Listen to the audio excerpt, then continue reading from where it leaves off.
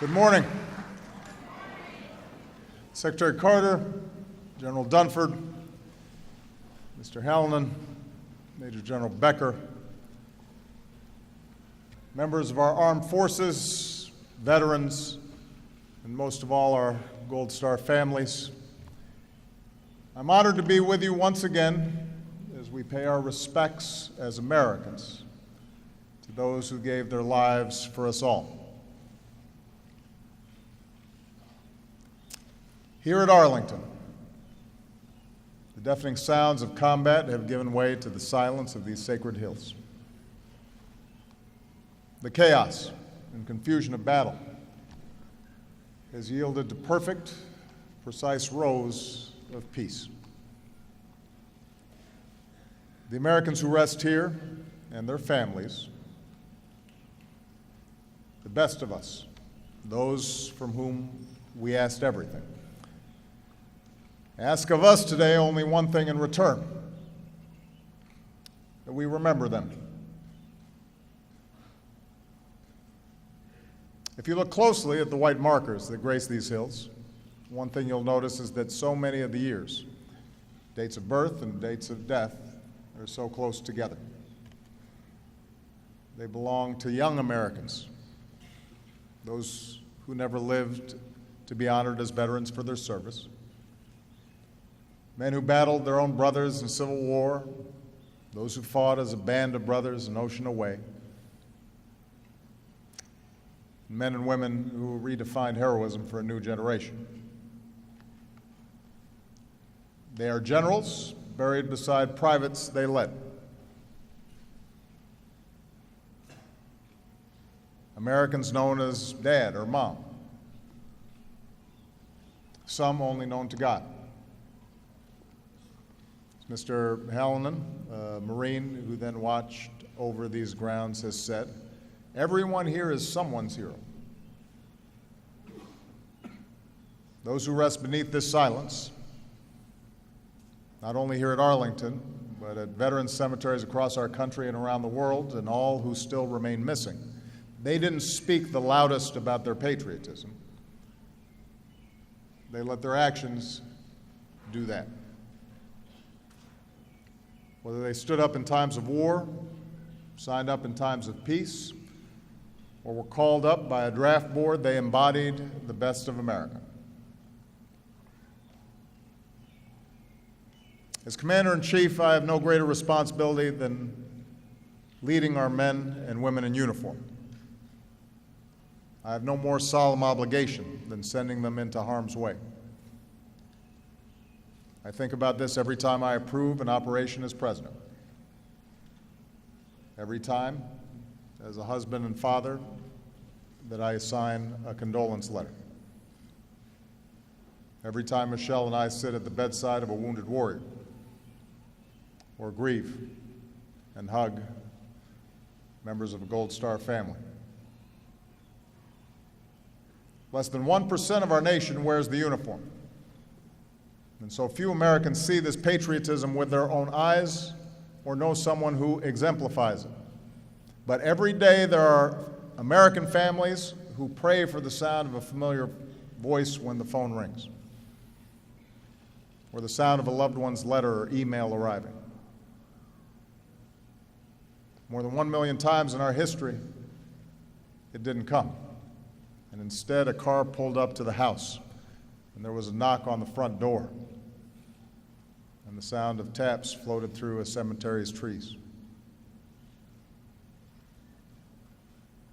For us, the living, those of us who still have a voice, it is our responsibility, our obligation, to fill that silence with our love and our support and our gratitude, and not just with words, but with our actions. For truly remembering and truly honoring these fallen Americans means being there for their parents and their spouses and their children, like the boys and girls here today wearing red shirts and bearing photos of the fallen.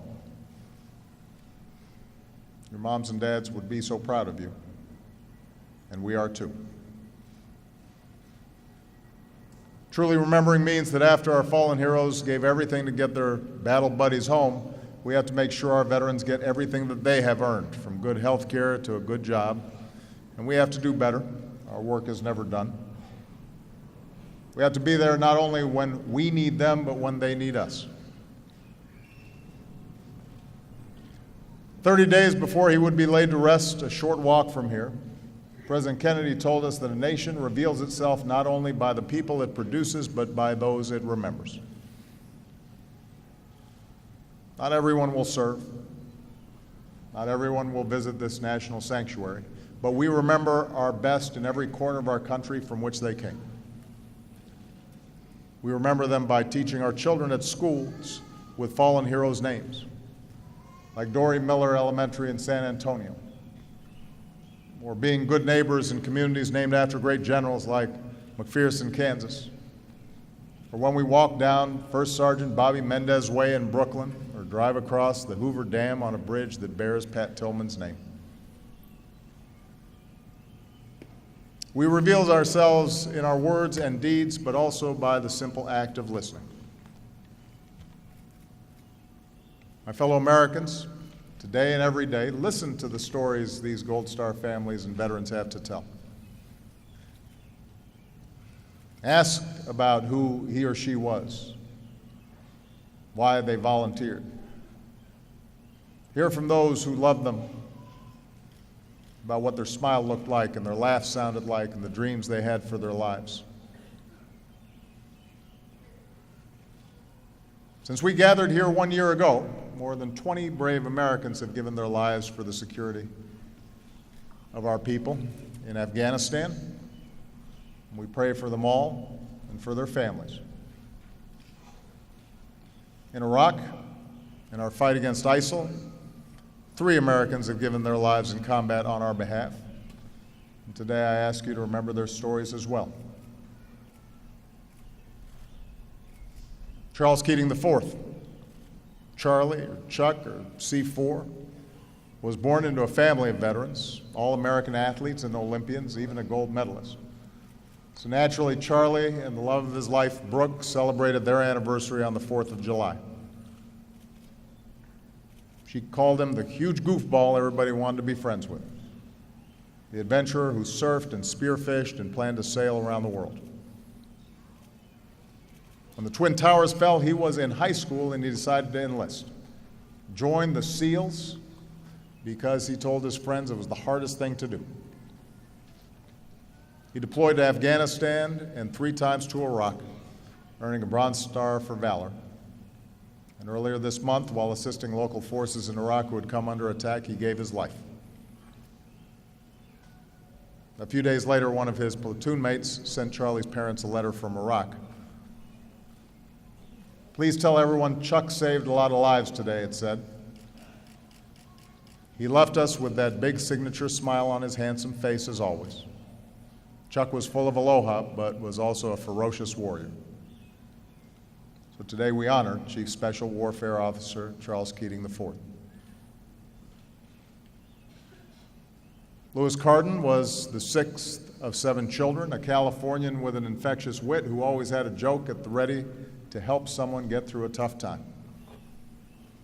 When his siblings ran around the house as kids, his mom, Pat, would yell after them, "Watch that baby's safety margin." And today she realizes that what she was really doing was raising a Marine. As a teenager, he proudly signed up. Louis graduated high school on a Friday. 3 days later, on Monday morning, the Marines came to pick him up. That was 10 years ago. One morning this March, a Marine knocked on his mother's door again. On his 5th tour at a fire base in Iraq, Louis gave his life while protecting the Marines under his command. Putting others before himself was what Louis did best. He chose to live in the barracks with his buddies even when he could have taken a house off base. He volunteered to babysit for friends who needed a date night. He just earned a promotion to mentor his fellow Marines. When they brought Louis home, hundreds of strangers lined freeway overpasses in the streets of Southern California to salute him. And today we salute Staff Sergeant Louis Carden.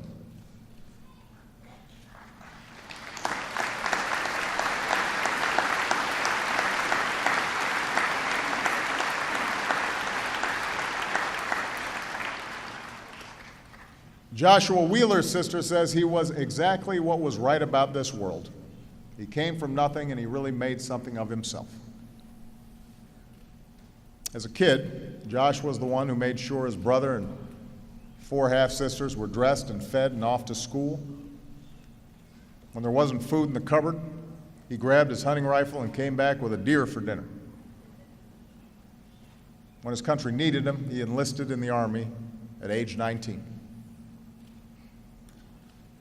He deployed to Iraq and Afghanistan 14 times, earned 11 Bronze Stars, 4 for valor. Last October, as ISIL terrorists prepared to execute 70 hostages, Josh and his fellow special ops went in and rescued them. Every single one walked free. "We were already dead," one of the hostages said. "Then God sent us a force from the sky." That force was the U.S. Army, including Josh Wheeler. Josh was the doting dad who wrote notes to his kids in the stacks of books he read. Flying home last summer to be with his wife Ashley, who was about to give birth, he scribbled one note in the novel he was reading, just to tell his unborn son he was on his way. Ashley Wheeler is with us here today, holding their 10-month-old son, David.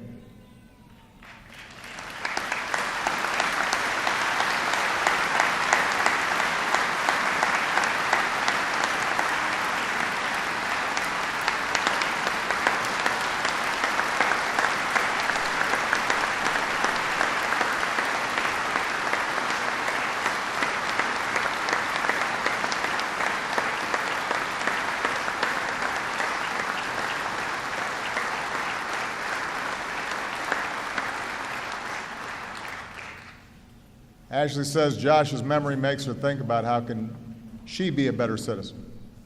And she hopes it's what other people think about too. Today, this husband and father rests here in Arlington in Section 60. And as Americans, we resolve to be better people, better citizens, because of Master Sergeant Joshua Wheeler. You know, a nation reveals itself not only by the people it produces, but by those it remembers. We do so not just by hoisting a flag, but by lifting up our neighbors, not just by pausing in silence, but by practicing in our own lives the ideals of opportunity and liberty and equality that they fought for.